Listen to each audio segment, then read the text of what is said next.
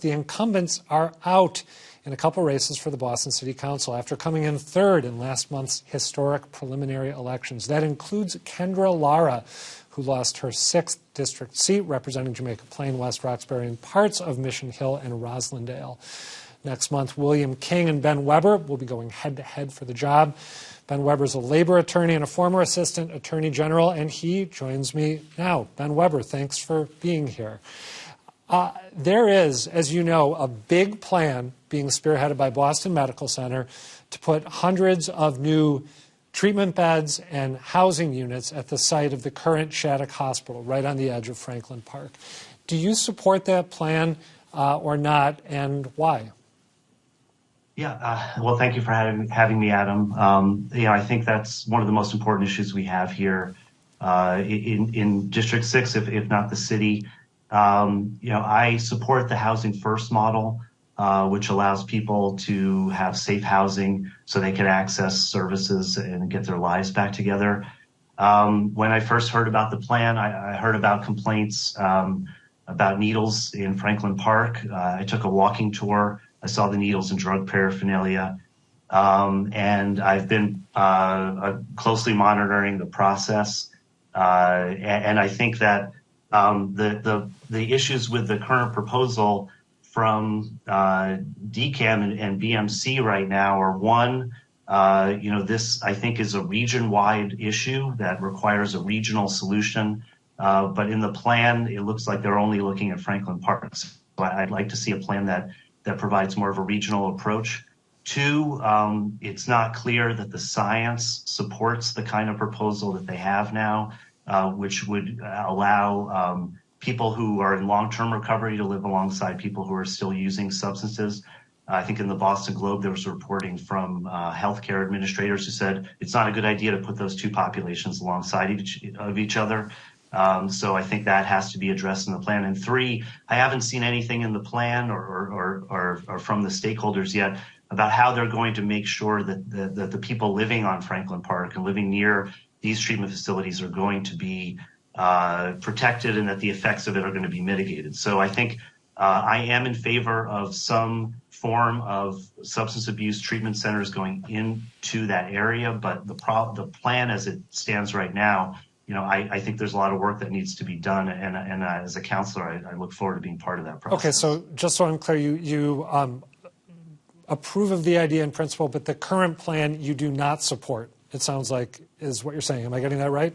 Yeah, based on what I've heard so far, it seems like the plan is A, too big, B, does not include a regional approach to this region-wide issue. And also, I haven't heard feedback on how the plans by the mayor to reestablish Long Island as a treatment facility would impact this proposal. And three, I haven't heard anything about how they're going to mitigate impacts on the community. I don't think one community should have to bear this burden alone. Okay. You and your opponent in this race, William King, who we're also talking to in this show, you both cite affordable housing as another key area of need for the city.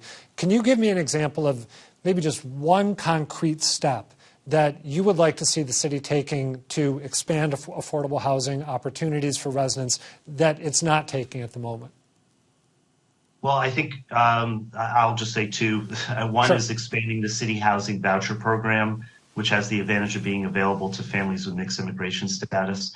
Two, I would advocate for a right to counsel for anyone involved in eviction proceedings. I think those are things we want to do because to be able to keep people in their housing, make existing housing more affordable. I do support the mayor and the city council enacted revisions to affordable housing requirements, and I'd certainly want to keep a close eye to make sure that our affordable housing is getting built. By that, do you mean requiring developers to build a higher percentage of affordable units when they create new projects? Correct. I'm on the JP Neighborhood Council. I've served on the housing committee, and we actually have a higher requirement for the number of affordable housing units. And I'm in favor of the increase from about 13% of the units need to be affordable. It's moved up to 17%. I'd be in favor of an increase if we're not having our affordable housing needs met, and also looking at the income requirements to be eligible for those affordable units is something we need to keep a close eye on and make sure developers are meeting the requirements that the city has just recently established. You and William King also have another point of agreement. You say that you'd like to make the council less divisive than it's been, or less divided, more collegial and collaborative. How can one councilor have that kind of impact?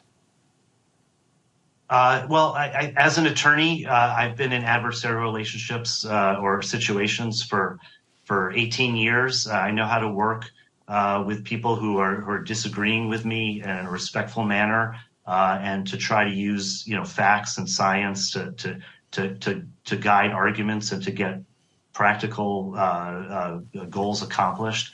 So I think I can be part of the solution on the city council, and I look forward to working with the other councilors if I'm elected. You've been endorsed by Mayor Wu, and you and she seem to agree on a number of different policy issues. Is there a particular area where you disagree with what the mayor has done, where you think she's just getting a particular topic or a particular approach wrong? Well, I think we've seen here in District 6 a couple issues. One is the road redesign on Center Street in West Roxbury. Another one is the move of the O'Brien. And I think people in our community, and I think across the city, did not feel like their concerns were being adequately heard.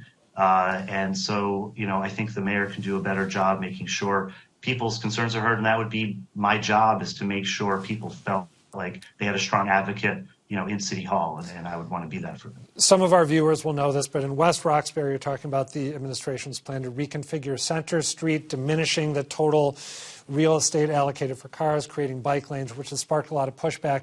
That plan's about to go ahead. Do you think that it's the wrong way to go? Leaving aside the question of engagement.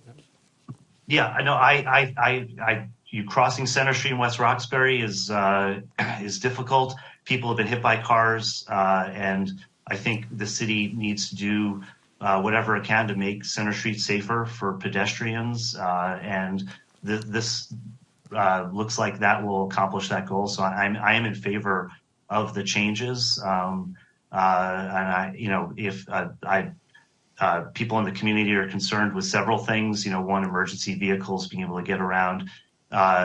Two, with traffic on Center Street and access to businesses to get their deliveries. I want to. I'll certainly advocate for changes to the road redesign if it causes any of those problems. But as a general matter, I'm in favor of it. Okay. And the O'Brien is the proposal to move the John D. O'Brien School out of the district that you would be representing and into, I shouldn't say out of the district because it would stay in the district, right? But it would be moved to West Roxbury. That's correct.